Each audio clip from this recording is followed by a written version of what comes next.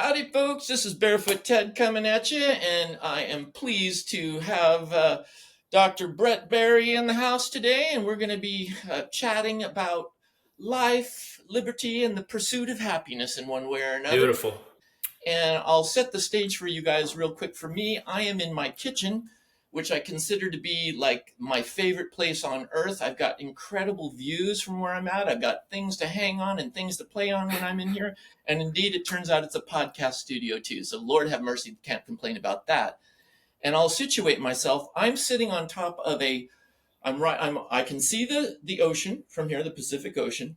And where I'm looking, literally where I'm looking right now, is where in 1542, the very first European met the very first person who was living on the hill I'm living on now. And that's almost 500 years ago. 500 years ago, one of the first Europeans to ever meet a native person in California happened right in front of me. And then if I flip around and look this direction, I can see a tree where underneath that tree, there's a marker that shows where in this case, it was in 1769, so 251 years ago, the first European coming inland who was going up, Captain Portola.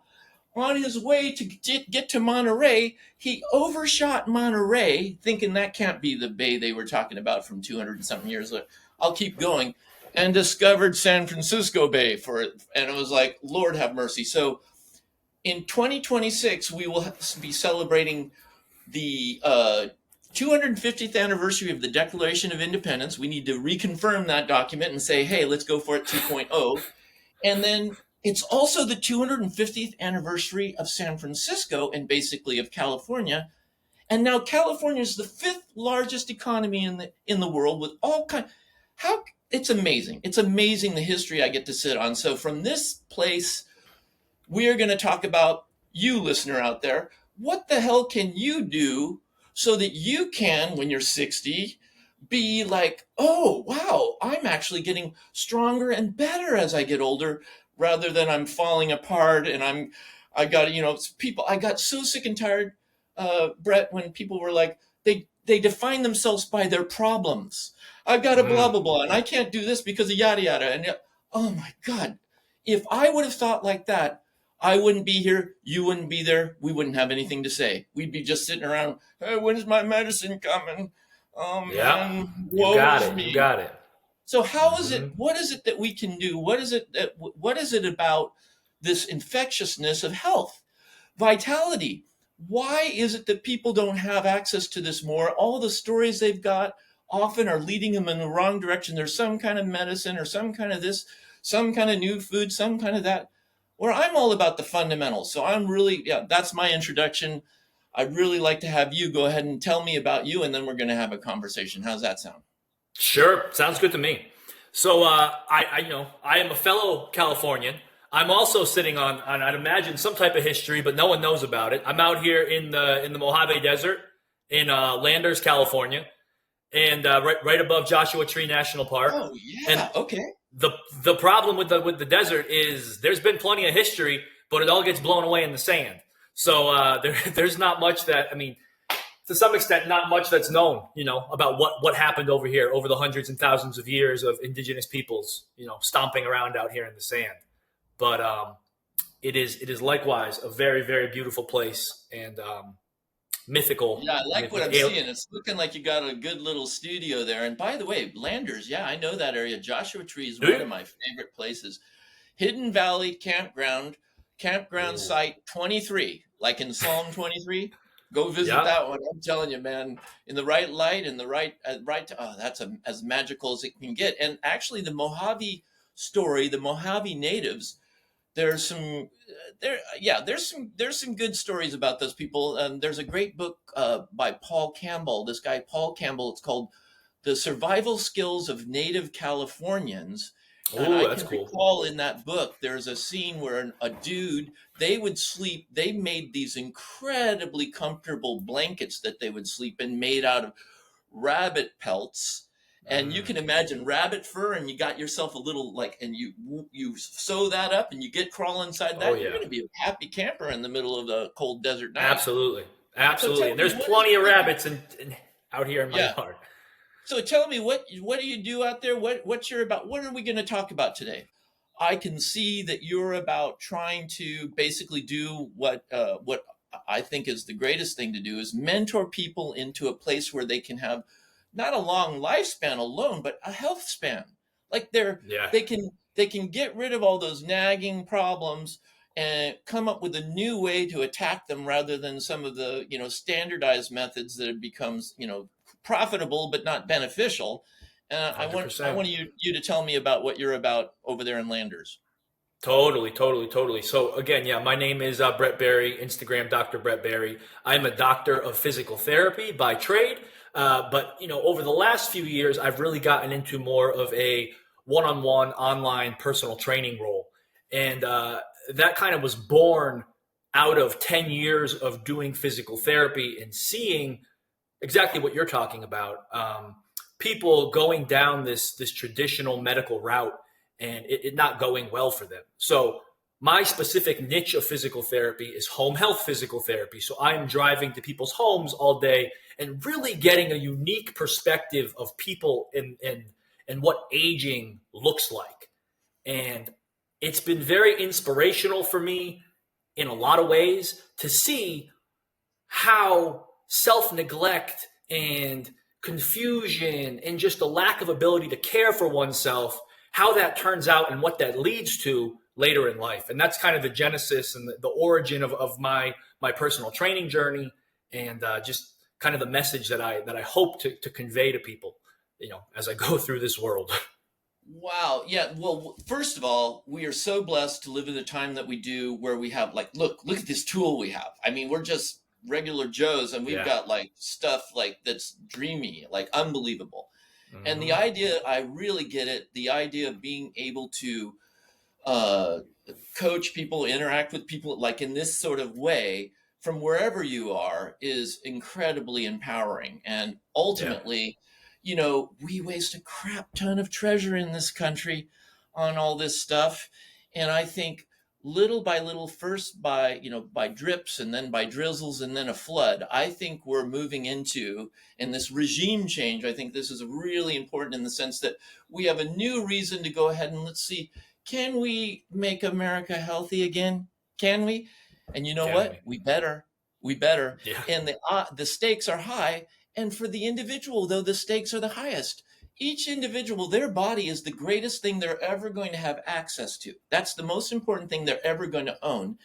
And they don't really need permission slips to go ahead and do whatever they want. I want to like remind people, you're autonomous. You can do whatever you want. You want to go downhill? Go for it, man. That's a dumb Yeah. choice, but you can do it. You're free to do that. But I get it. I get that we need to find people, and there always have been. There's always people out there who are figuring it out and then trying to share it with others. So tell me, like, how do you find your clients? What do they? Can you give me a few examples of situations you've shown up? Somebody really needs help. They take your advice and give me like some good positive testimonials that you've seen. Like what have you Oh, done?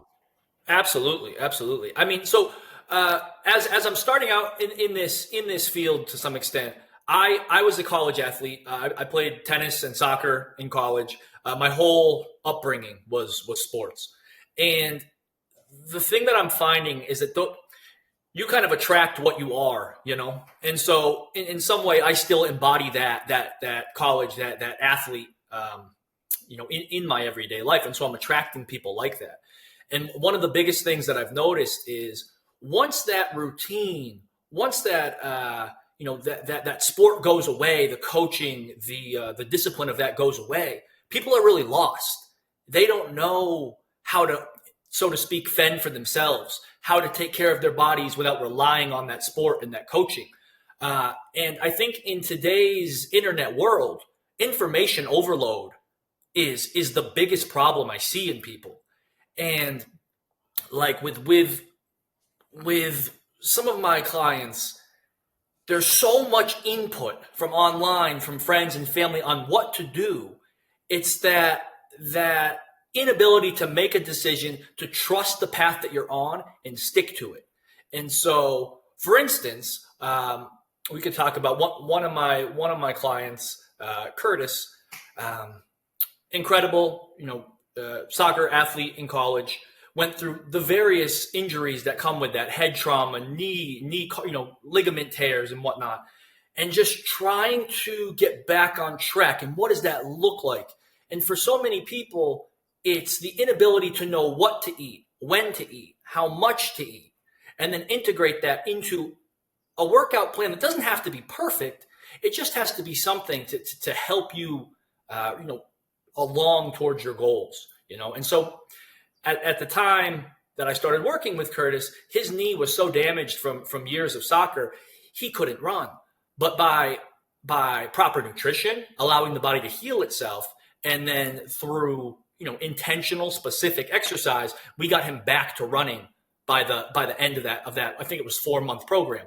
And it's the life lessons that I'm trying to teach through this program that people can have forever. Once you know how to eat, once you know how to train, that's yours. And you get to keep that forever. You get to experiment with it, and you get to teach that to your family and friends. And I think that's a life lesson that too many people don't know, and a lot of people would benefit extremely from. Totally. I get that information overload thing. And indeed, as Barefoot Ted, quote unquote, and with the sandal company, one of the Sure. things that I realized was you got to, before you start like trying to attack the problem with all the complexity of all the different modalities of therapy and blah, blah, blah, the fundamentals are super important. And some of the Mhm. most fundamental things, right, are a human being. What does a default human being look like? And one of the reasons why I live at the beach is because I think beach culture is like one of the greatest places in the sense that if you show up at the beach in your birthday suit, I mean, let's do some modesty, but nonetheless close to primal human being, don't most people just feel great? Don't most people just like, oh, this is where I want to be. I'm going to spend my money on a vacation to get to a place like that. Why? Because it's Yeah. so good to be in that state, in that place where you're Mhm. just standing with your bare feet on the earth, looking out into a spaciousness of sea or big sky or mountains or whatever it is, and breathing fresh air. I mean, it's such a basic, fundamental 101, but so many people don't even have that little thing as part of their Mhm. daily hygienic like routine. So Yeah. I've been, I get asked to talk on things, various things, and I'm just always about let's get back to the basics. And indeed, California becomes a great place to talk about this. What's also been known the back to nature movement, and that's an old movement in California. I thought at that time, I thought the at that time I was thinking the marathon must be the greatest indicator of capacity, right?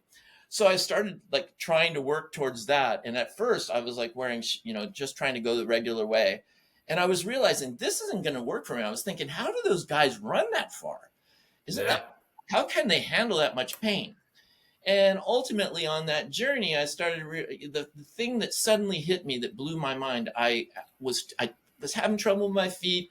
I took off my shoes. I was walking home, and then I thought, gosh, is there any chance that perhaps it might be better if you didn't have these shoes? Are these shoes really helping?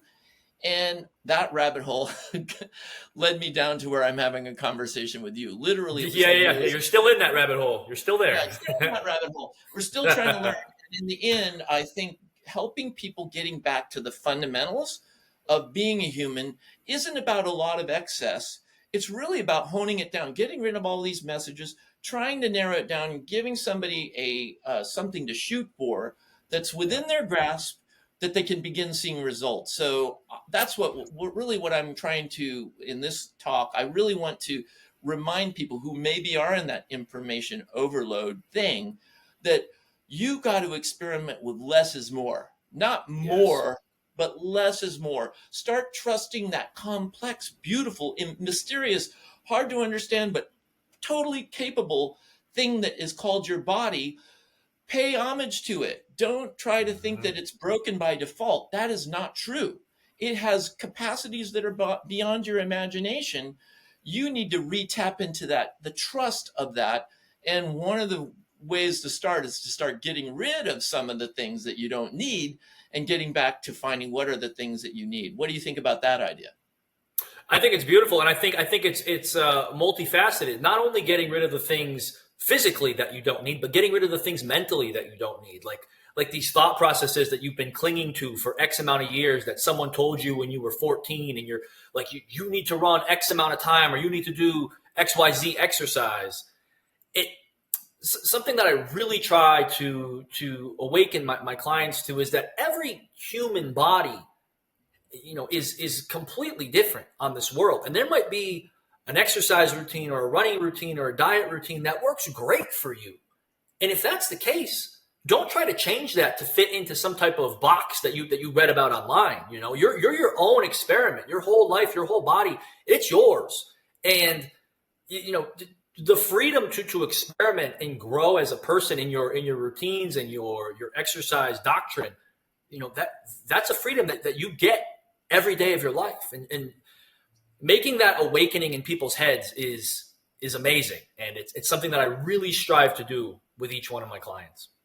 Yeah, I really think the loss of agency, the loss of people are always looking out there for somebody else to tell them what to do. But you're Yeah. spot on. I think ultimately we need to become the expert on ourselves. We are Mhm. each of us unique. We have a unique history. We have a unique background. We have unique injuries, and we have unique needs and whatever. But at least in this country, the concept is that you are you're the one. That's what freedom's about. It's about being able Mhm. to take responsibility for yourself.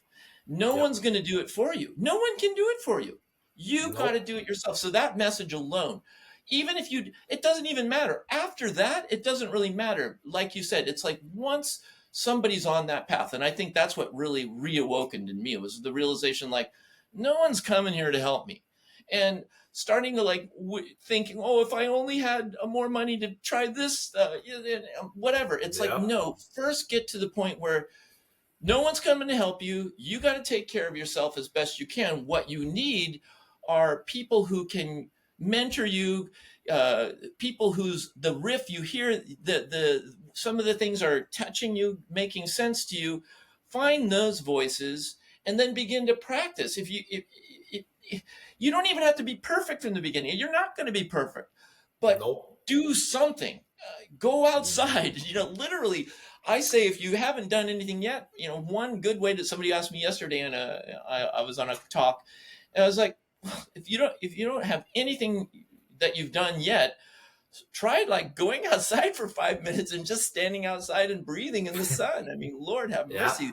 If you haven't been doing that, you really got, you haven't even got to ground zero yet. And so it sounds like that's kind of, I can totally get behind that idea of like helping people reestablish their own responsibility essentially. And by the way, the reason I started talking about that autonomy, one of our friends she's doing her PhD work at the Max Planck Institute in Germany on what's called self-determination theory, which is really about human happiness.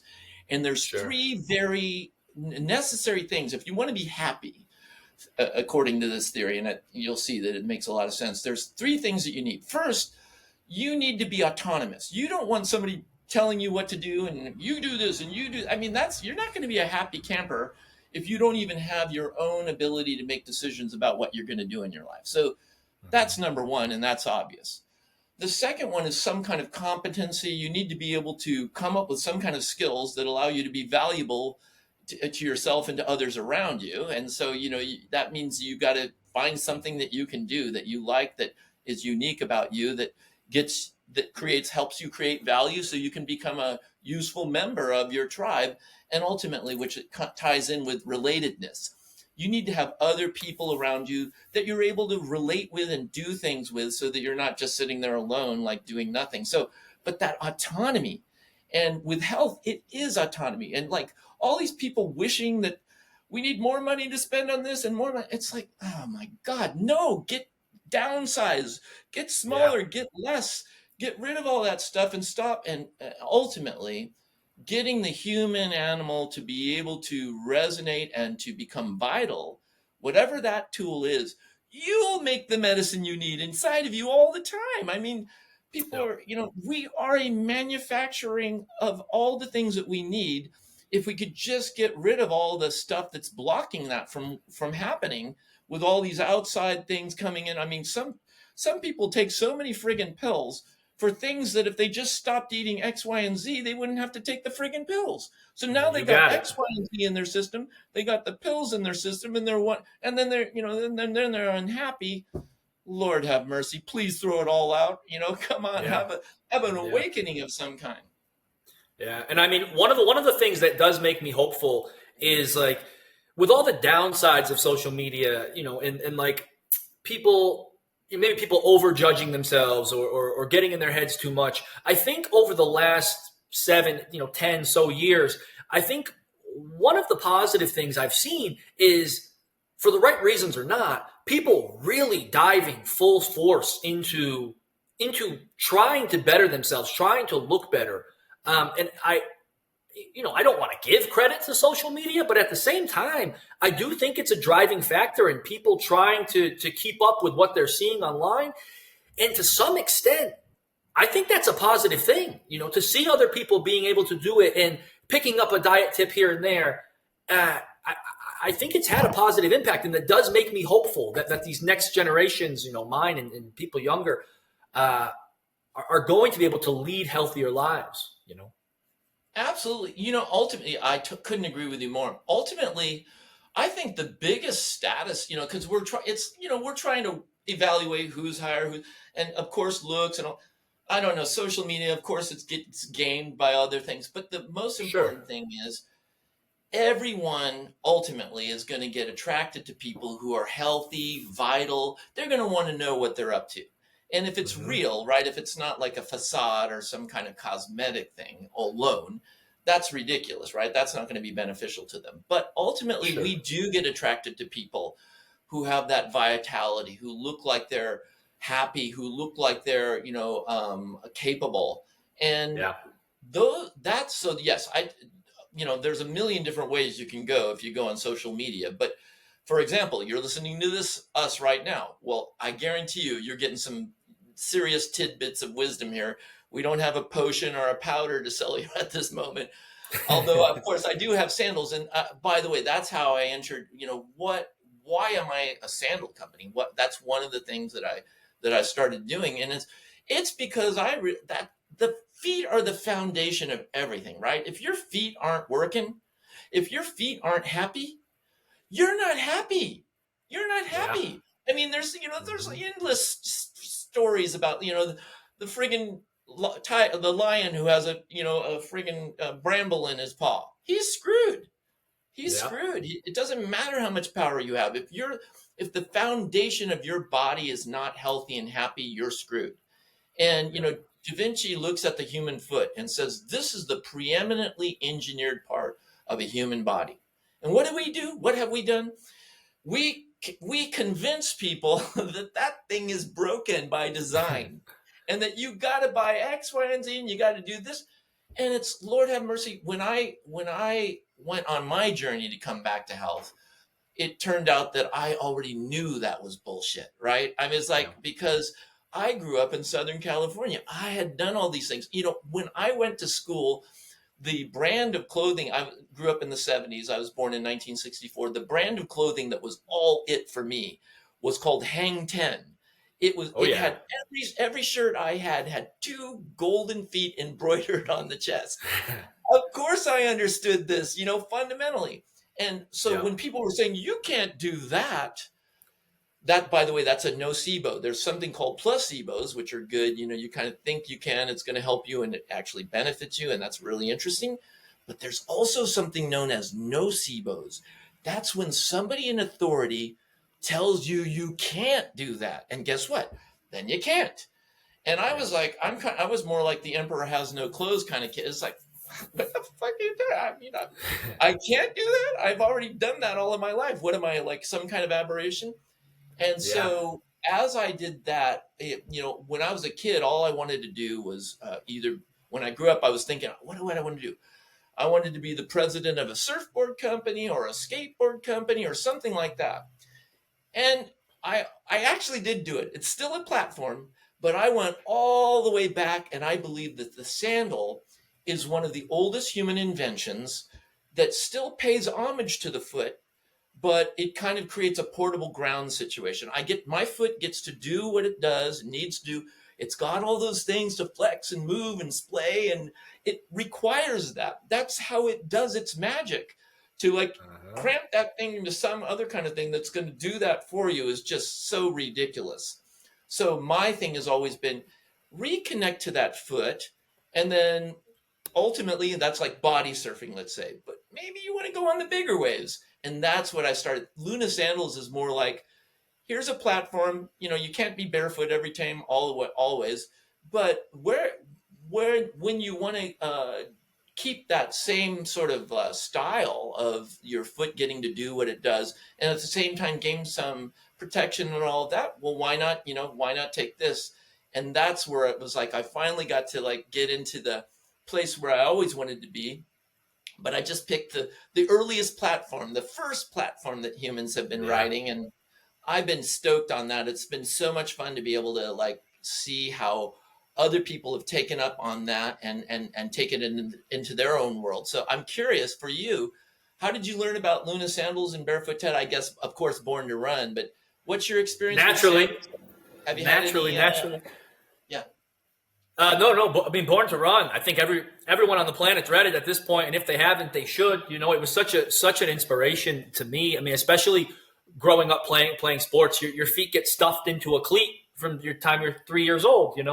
Um, and so as after reading Born to Run and getting a pair of Lunas, I mean, my whole view of footwear completely flipped on its head. And at this point, I mean, I've hiked all over the world in Lunas. My mom has a pair. If she's hiking, she's out there hiking in those the original leather tie-on ones. She loves those. So it's just exactly what you said. The foot is the foundation. And if I could switch to physical therapy mode for 2 seconds here, please if do. something's going on at the foot, it's going to show up at the knee, and if the knee, it's going to show up at the back, and now your back screwed, now it's your shoulders messed up. So that's your first contact point with this planet, and if it's not going well, you're in trouble.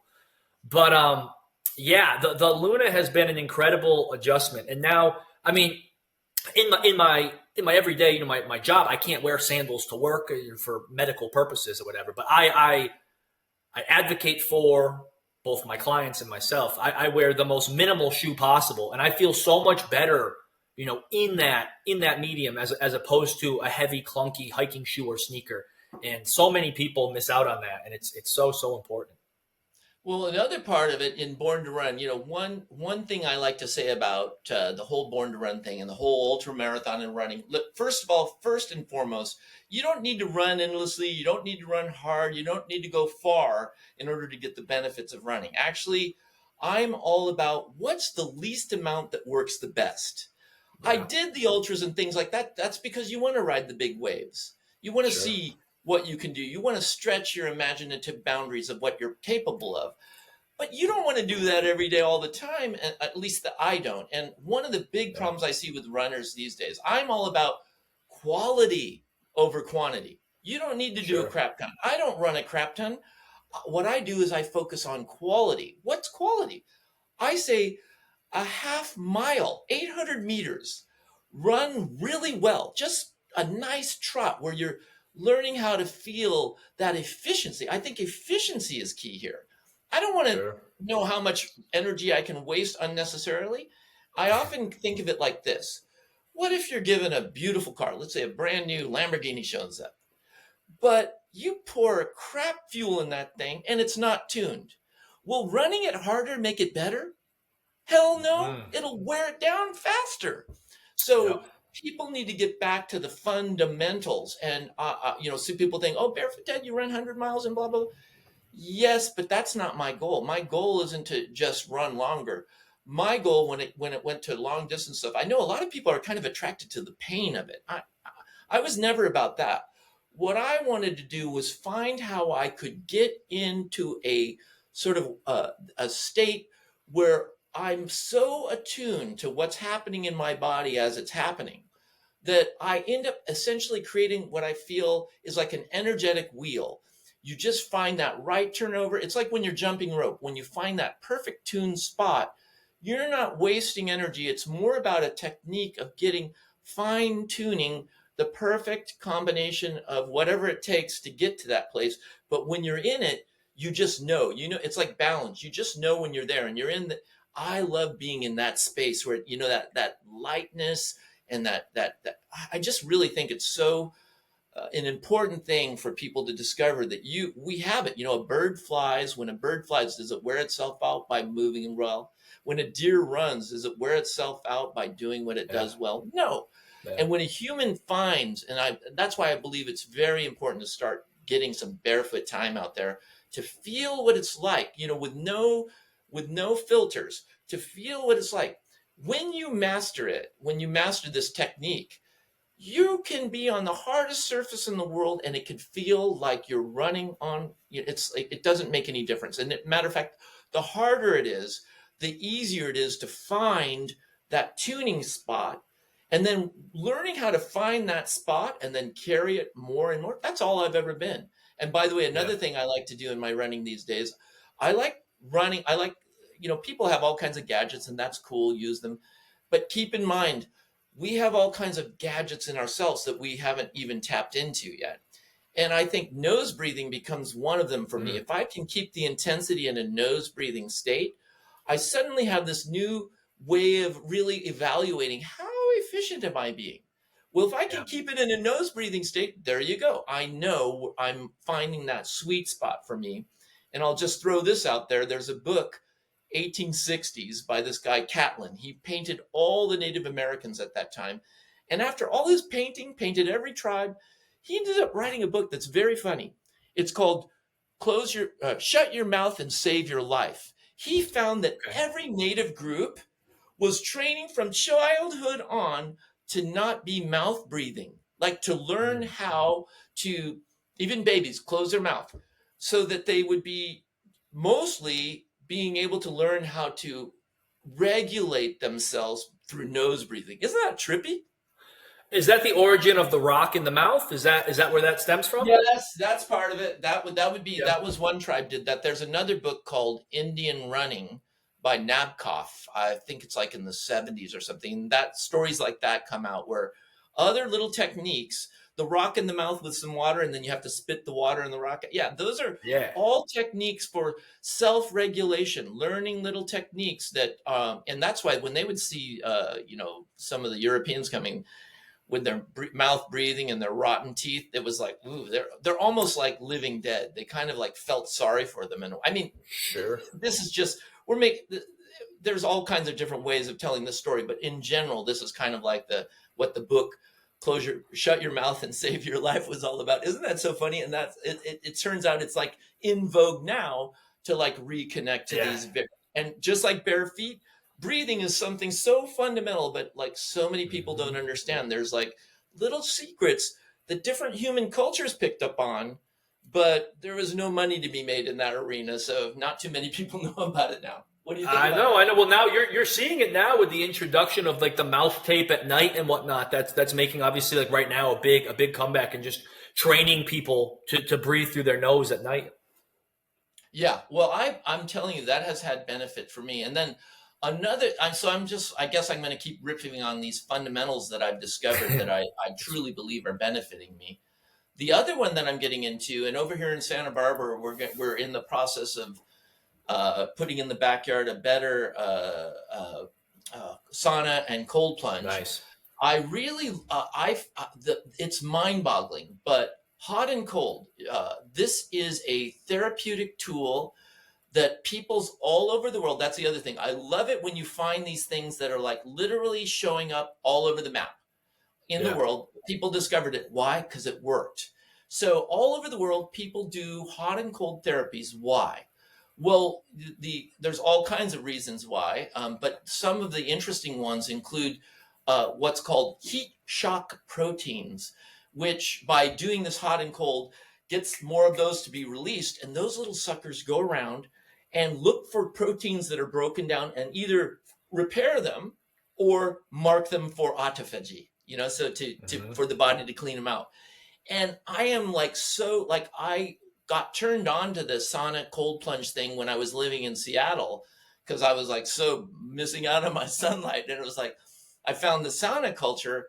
And now I'm like, it turns out John Durant included in his book Paleo Manifesto a little something about sauna and all this that Barefoot Ted's doing. And that book Sure. ended up getting into the hands of like Rick Rubin and Laird Hamilton and all these people. And then they started doing that. And now I even had a chance some years ago to literally go to Rick Rubin. I didn't even know exactly who he was at the time. Now I'm like, oh, that dude's really cool. And Yeah. like get to, get it. And that's my next thing. I really want to, over here in Santa Barbara, we've turned our bottom part of our house into a place where we are trying to invite coaches or other people who want to sort of curate an experience for some of their, Santa Barbara is a great place to obviously visit. Totally. But we're working in the backyard. We just picked up a plunge, which is a really, really nice cold plunge. And we're getting our sauna installed, a new sauna. I had a propane powered one, which is Yeah. great, but it was absolutely not. I need something where I can like dial it in and I can know. I'd invite people over and I wouldn't even know what the temperature is. Have you played Yeah. around with any of that, hot and cold? And maybe when you come to Santa Barbara, we'll have to have a session.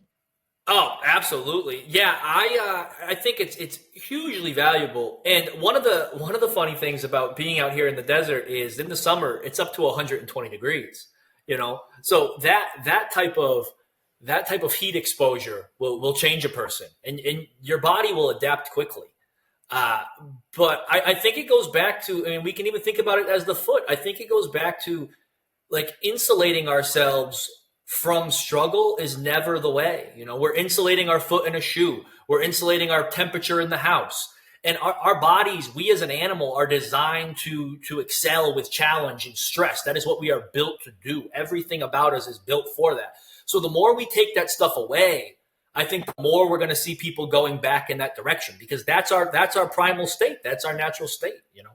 Yeah, people are probably surprised, but what I find when you can master, oh, this is a good one. When you can master that interchange between like certain death, 200, I like getting a hot sauna. So like 220, let's say, you're going to Yeah. die in a certain amount of time.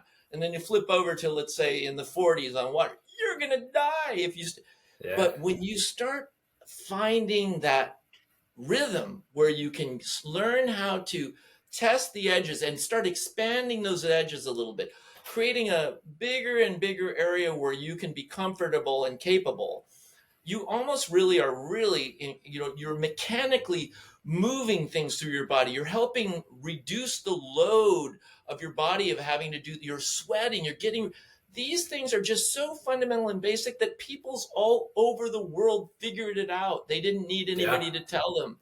They figured it out. Hmm. And Yeah. indeed, that back and forth also brings up this kind of feeling of euphoria that you can get when you're sort of in that state. And it's also a Hmm. similar state that you can get in running. And a lot Sure. of people don't know it, but many people think, oh, that running high, runner's high, is they thought it was a endorphin, and there's elements of that, which is endogenously created morphine, right? Basically, Sure. it's actually a whole nother system, and I'm curious if you've heard of this one, the endocannabinoid system. Have you heard of that? I have not. No. Okay, well, Educate this me. is going to be fun for you then. All right. Cool. Daniel Lieberman, I was in New York. I think it was before the New York Marathon. Daniel Lieberman is the evolutionary biological, professor at Harvard, who really put his foot, so to speak, in the world by showing how, for example, they built a treadmill at Harvard that allows them would be able to see impact, where on the, and sort of be able to start measuring people's gait patterns and all of this. And Yeah. what's so curious about that research, they'd put people on this treadmill with their shoes and go ahead and run. And then they'd measure the variabilities and all of that. And then they'd have them take their shoes off and then run and then measure all the variabilities and all like that. When you put shoes on people, the range of variability of their gait goes all over the place. It's just, it doesn't make any sense, because you basically cut them off from their instinctual capacity to understand what's going on. And so therefore you have this randomness that's so odd. When you allow them to feel again, they start coming back into a much more, easy to understand space. So Sure. that's really curious, and that's something to think about. But the next thing he told me, we're getting ready to give this talk, he said, Google endocannabinoid. You're going to love this, he said. I'm thinking, wow, okay, I'll give it a shot. He had it, and it's science backed. It went into Nature magazine. This guy was researching, why would people run? Why would humans run? I mean, it's for most hunters, it's really the strategy is you just find a place where the things that you want to eat come now and again, get yourself tucked in and ready, and then bam, when the time comes, you just, that's a very smart way to sort of like preserve calories and then get what you're hungry for. Human beings came up with a different strategy, and we became that persistence hunter. I mean, this is the story, right? We have this Sure. capacity to understand footprints, find an animal that we want, and even before the invention of some of the weapons that human beings were able to use later, we could literally, and some people still can, actually track an animal and then run it through heat exhaustion to its own death. And it doesn't take as much as you think if you're in a hot place like Landers, or in this case down to South Africa. If you're in the Yes. middle of the day and you've got an 800-pound animal, kudu, for example, that sucker can get away from you, no problem. But you're the human, and you can look at its footprints, and you can start making some determination where it's going, and you can start trotting towards it. It gets spooked again, bam, it goes. And with our super intelligent brain, and probably carrying a little bit of water, and being able to sweat and cool down, we just keep coming. We're that monster that keeps coming. And in the Yep. end, a human being properly trained and capable can drop an 800-pound animal in about 2 to 5 hours without a weapon that will Yeah. feed a village of 30 for a month. Wouldn't that be Hmm. a good job? You go and work for two Excellent. to 2 to 5 hours, and you get a month off, and the whole family, the whole tribe is like stoked. Yeah. There's some great videos of like where they're bringing back the meat to a village, and the women are singing, and everybody's happy, because without fat, you ain't gonna go nowhere, folks. I mean, this whole idea You of like got it. living off of like no animal products at all, that is not how human beings succeed. I mean, God bless you. It No. works. Back to the whole idea. I don't if it works for you, you don't need Yeah. my permission. I'm not trying to put you, but I'm just trying to say a human being, in the grand scheme of the story of our species, we've needed food that's seriously nutrient dense, and fat and from an animal is about as nutrient dense of a thing you can get. And 2 to 5 hours, you feed a village for 30 for a month. Come on, human beings are geniuses when they figured that out. But Yeah. back to the endocannabinoid system, this researcher was trying to figure out, where in the hell are people getting that feeling of euphoria from? Because the molecule, the endorphin molecule, is a little bit too hard to get over through this blood-brain barrier element, and it's really mostly creating, I guess, creating pain killing and reducing inflammation in different parts of the body. So he was like, "Is that the euphoria?" Unbelievably, and that's back to the endocannabinoid, he discovered that the runner's high is a endogenously created cannabinoid experience, which Wow. means, yeah, you know, can you tell me, if I ask you, what is an exogenous cannabinoid experience, what would be the answer be? I'm going to tell Smoking you. weed. That's Smoking right. weed, edible. Yeah.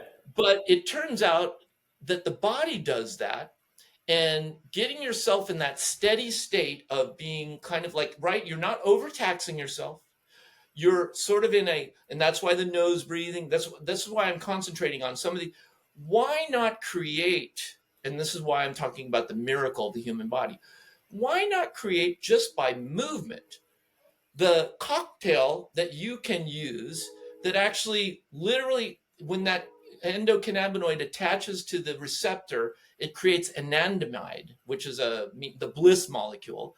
So Okay. Lord have mercy, human beings, and it turns out other animals that chase their prey, or do the stalking of following them, like wolves and dogs, they Okay. also have this. So we get rewarded for finding that steady state where we're moving very efficiently. It's not fight or flight. And indeed, that's the state, I believe. I think that's the flow state, I think that's the state where people need to discover for themselves, and literally as much as possible, as long as possible, as often as possible, stay in a state like that, because you're going to be more productive, you're going to be healthier, you're going to feel better, you're going to be like literally, and there's more than just that material that you're creating, but trying to remind people that they are making the stuff they need if they get themselves tuned right, including like getting sunlight, getting all these things. And on top of it all, not only does it benefit them and their cells and the things that call themselves you, but keep in mind, we're a substrate for 100 times more other microbes that live on us. And if they're not friendly, you're going to be you're going to be screwed. But if they're Yeah. friendly, that microbiome, we are going to resonate together. That's another reason for the hot and cold.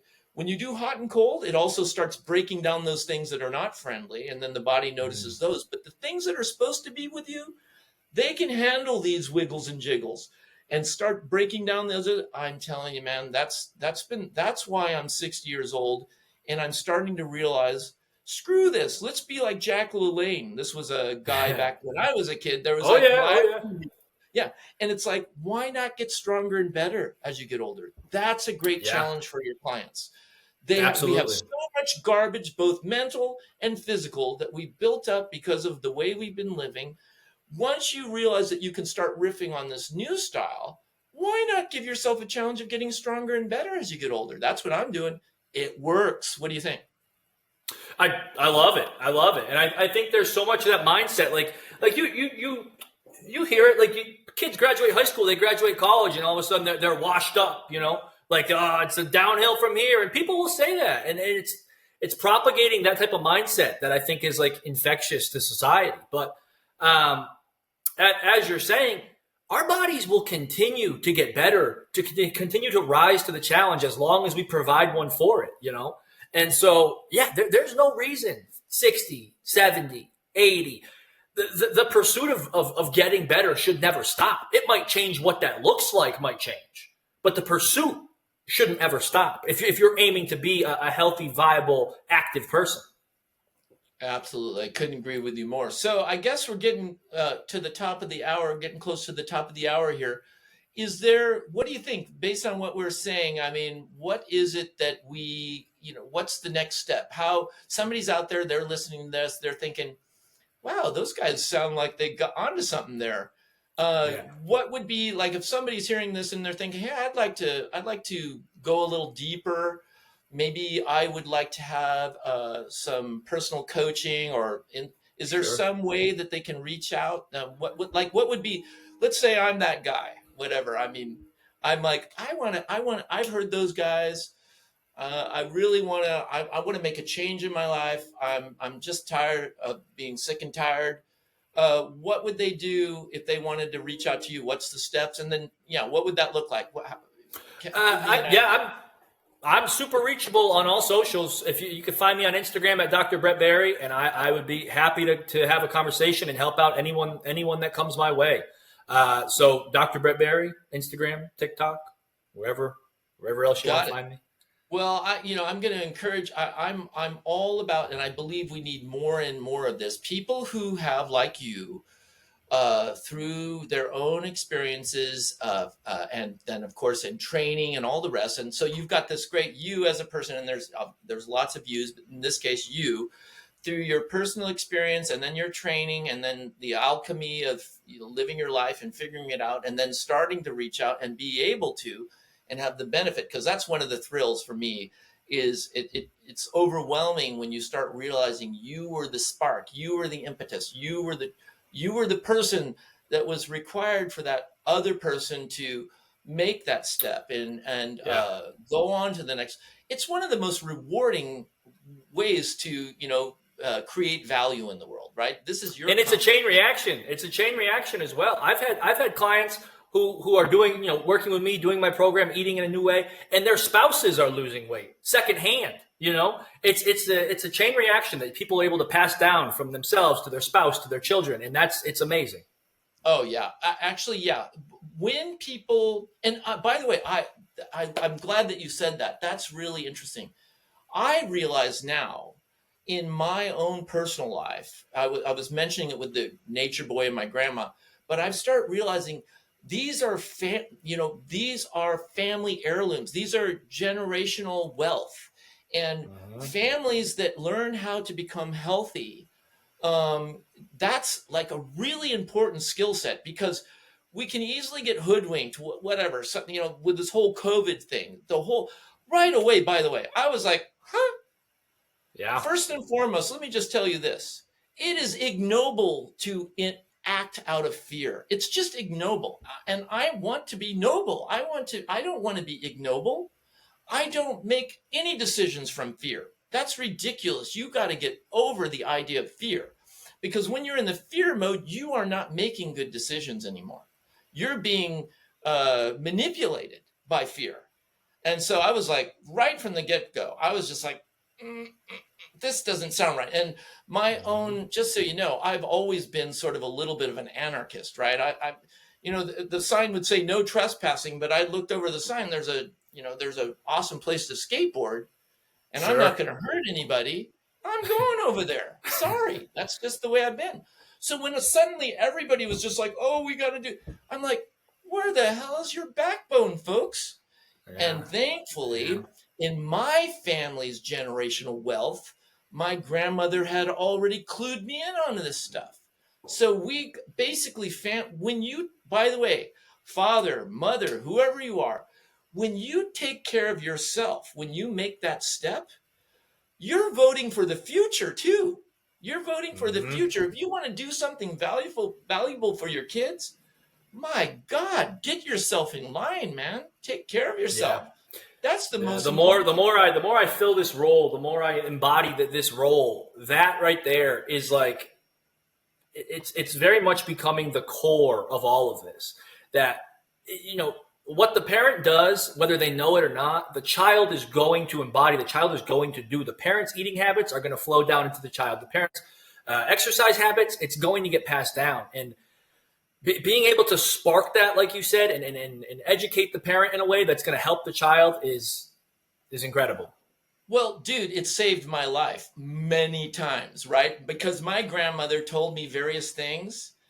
Those lessons about living literally has saved my life many times in my life Yeah. now, Yeah. because I had this other insight. It wasn't some authority telling me, it was my grandmother.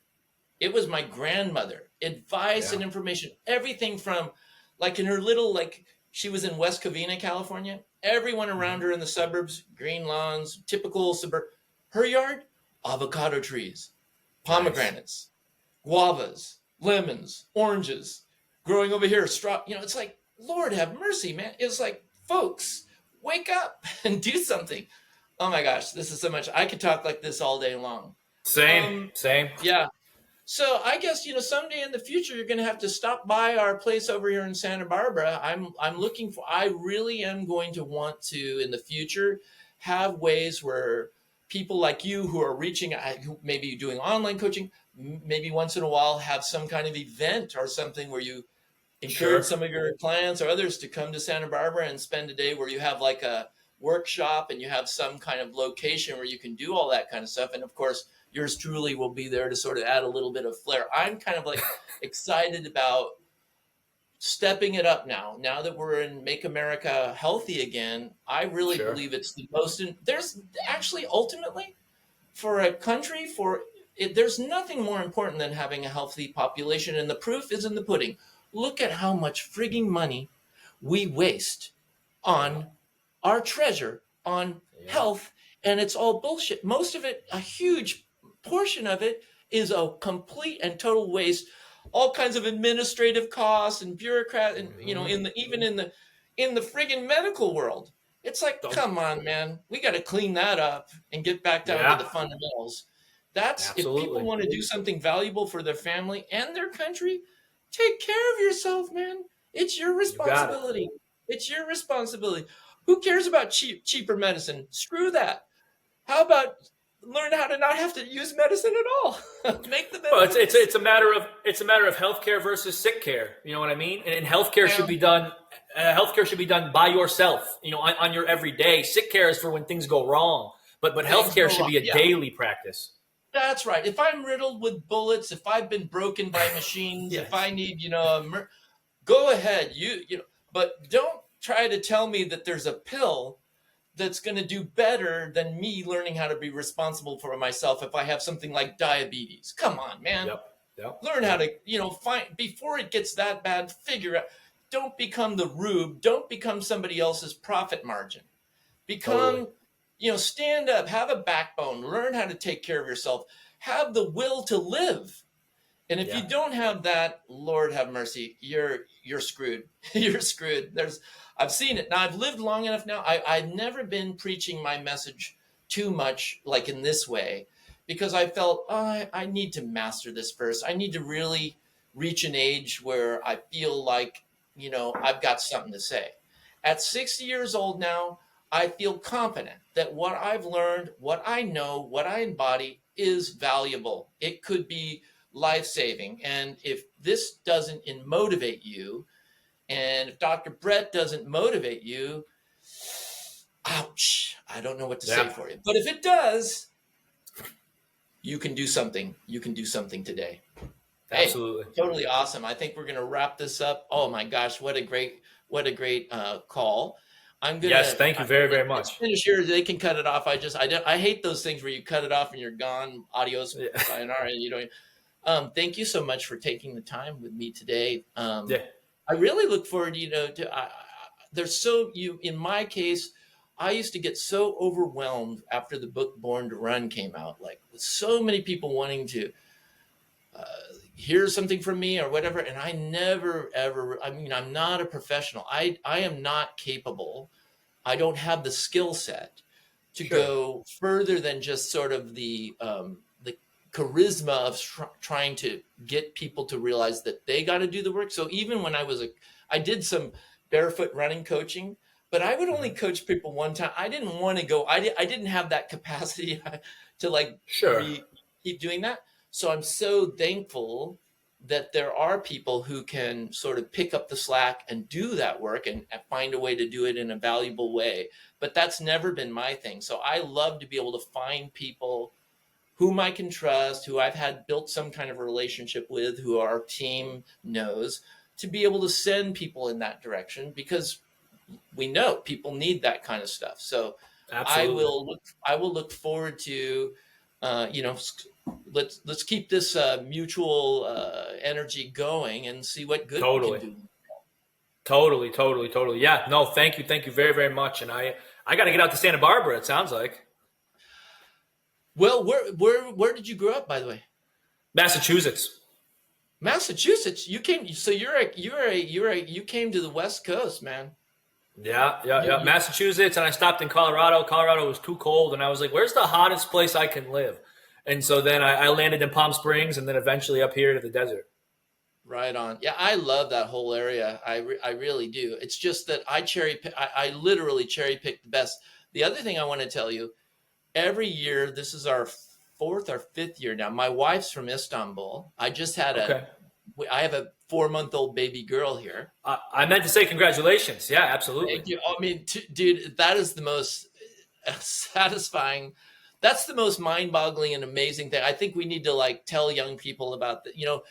People got thinking that children are terrible and like such a burden. And of course, if the economy's screwed and all that, yeah, it can be really tough. But I think we're Yeah. going to overcome that. But that's been a big deal. But one of the things I do every year, my wife's from Istanbul, and we go and do a boat trip every year. And I'll send Cool. you a link later. This year is it's full, but we're doing 3 weeks this year, 3 1 week things. But we get this really beautiful kind of boat. It almost looks like a pirate ship. They're called goulettes, and Okay. where the Mediterranean and the Aegean meet, this area down there is super old. And the people down there in that region, it's just very hardcore terrain, like very sharp rocks and coves. So the people there for millennia have been like they're excellent on land and they're Yeah. excellent on water and they just can maneuver all these. And we just go cove hopping. We have a private Cool. chef on board cooking, like making food from all the local foods, and we just hang out for a week together on this boat, and it's like, oh my god, dude, it's like pretty much the greatest thing I've ever known. That And sounds amazing.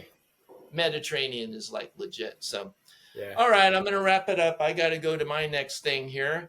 I'm All super right. stoked to have done this, and adios for now. Adios.